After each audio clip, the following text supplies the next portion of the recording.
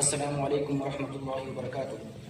محترم ڈائریکٹر صاحب اور اسٹیج پر تشریف فرما اساتذہ اکرام اور میرے سامنے جتنے بھی تشریف فرما ہے سامعین و خواتین، میرے مقالے کا عنوان یہ ہے انجم مانپوری کی ادبی خدمات ایک عمومی جائزہ۔ دبستان بہار میں طنز و مزاح نگاری کی جب بھی بات کی جاتی ہے تو انجم مانپوری کا نام سر فہرست آتا ہے۔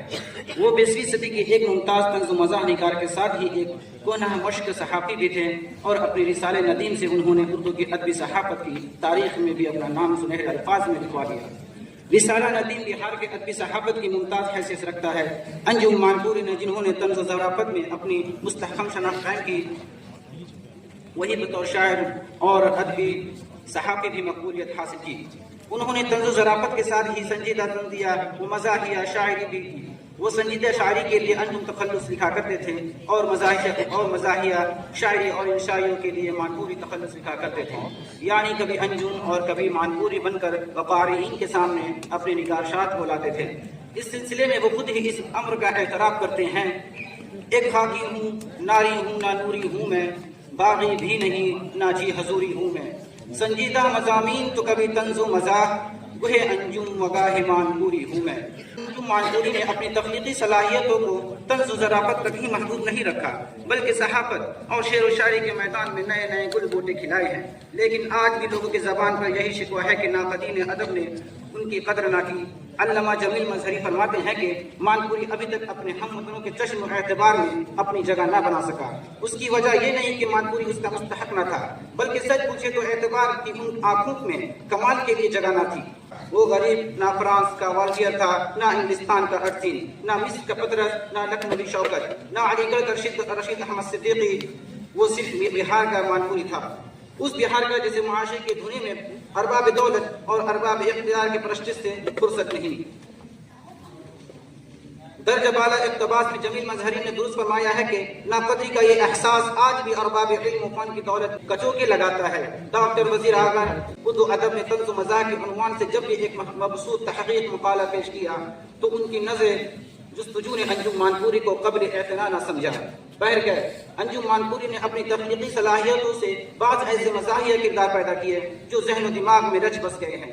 ان میں ایک میر کلو بھی ہے، اور میر کلو کی گواہی صرف انجم مانپوری کا شاہکار نہیں بلکہ طنزیہ اور مزاحیہ ادب کا شاہکار ہے۔ ایک پیشہ ورانہ گواہ کس طرح وکیلوں کے سوالات کو اپنے منطق سے تابع کر لیتا ہے، وہ میر کلو کی گواہی سے نمایاں ہے۔ میر کلو نے اسے دیکھا بھی نہیں جسے وہ دفاع کرنا چاہ رہا ہے۔ وکیلوں کے چگتے ہوئے سوالات کو اپنے پیشہ ورانہ مہارت نہ بے معنی، لیکن ہمارے سماج میں جھوٹی گواہوں کو جو ایک روایت ہے، اس پر انجم مانپوری جس طرح پردہ اٹھاتے ہیں وہ انہی کا حصہ ہے۔ لہٰذا یہ کہنا بے جانا ہوگا کہ میر کلو ایک جاوداں کردار ہے جس کے ہر جواب سے ہنسی روکی نہیں جا سکتی، پھر بھی اسے رد نہیں کیا جا سکتا۔ اس طرح کے کردار نگاری کسی دوسرے ظرافت نگار کے یہاں نہیں ملتے۔ انجم مانپوری بہار کے وہ منفرد انشاء اور پردازار نگار ہیں جنہوں نے اردو طنز و مزاح کا سرشار پوجی سجاد حسین حاجی بغلول اور امتیاز علی تاج کی رچا ڈھکن کی طرح میر کلو کو یاد کرا اور بے مثال کریکٹر عطا کیا۔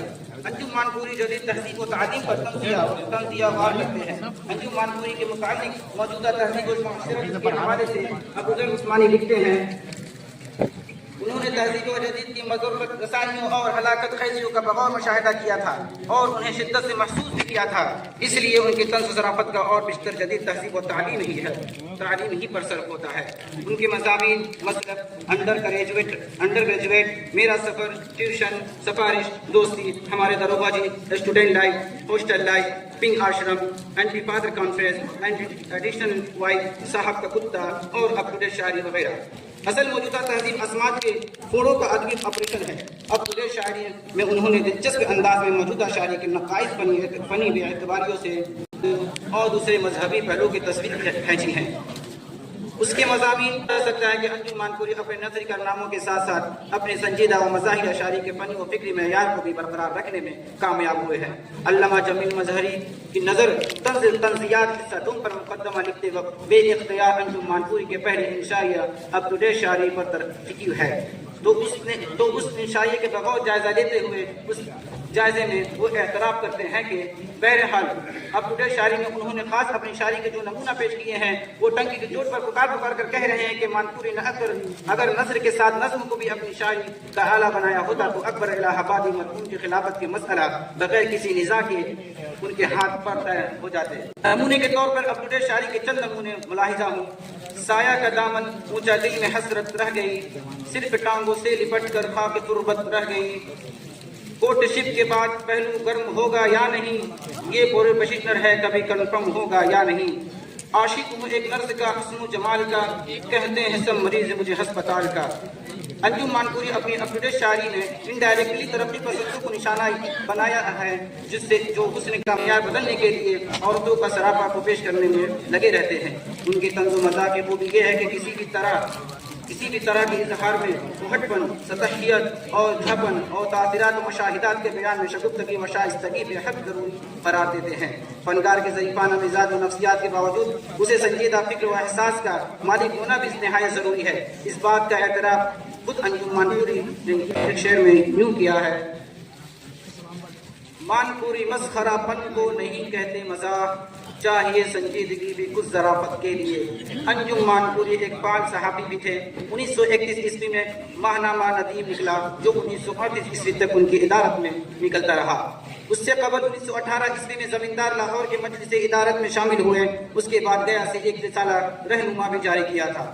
اس کے متعلق سید شہاب الدین دستنوی فرماتے ہیں: بہار کے سرزمین صحافت کے لیے روایتی طور پر انگلاف رہی ہے، اس لیے جون 1931 عیسوی میں آسمان ادب کے افق پر رسالہ ندیم ہوا تو لوگوں نے بڑے حسرت کے ساتھ دل تھام کر کہا: لیجیے مقتل میں شہادت کا جام پینے ایک جریدہ آ گیا.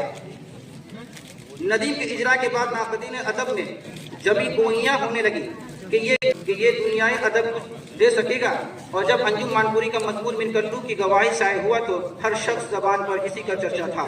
یہ کہنا بجانا ہوگا کہ رسالہ ندیم نے ایسے ادبا اور شعراء پیدا کیے جن کا آج بھی دنیا میں ایک مقام ہے. لیکن ہمارے بدقسمتی ہے کہ ادبی دنیا نے انجم مانپوری کو وہ مقام نہیں کیا جس کے وہ صحیح معنوں میں مستحق تھے. انجم مانپوری کے 4 مجموعے اردو ادب کے ذخیرے میں اضافہ کی حیثیت رکھتے ہیں، جن کا نام یہ ہے: طنزیات مانپوری حصہ اول، طنزیات مانپوری حصہ 2، مطالبات مانپوری مرنے کے بعد. ایک مجموعہ ہندی میں بھی نورتن کے نام سے شائع ہو چکا ہے. المختصر یہ کہ اردو ادب کے نقادوں نے ان کی طرف توجہ نہیں دی. بہرکیف ان تمام تر کوششوں کے باوجود ان کا نام ظرافت نگاری کے تاریخ میں نمایاں مقام حامل ہے اور رہے گا. شکریہ.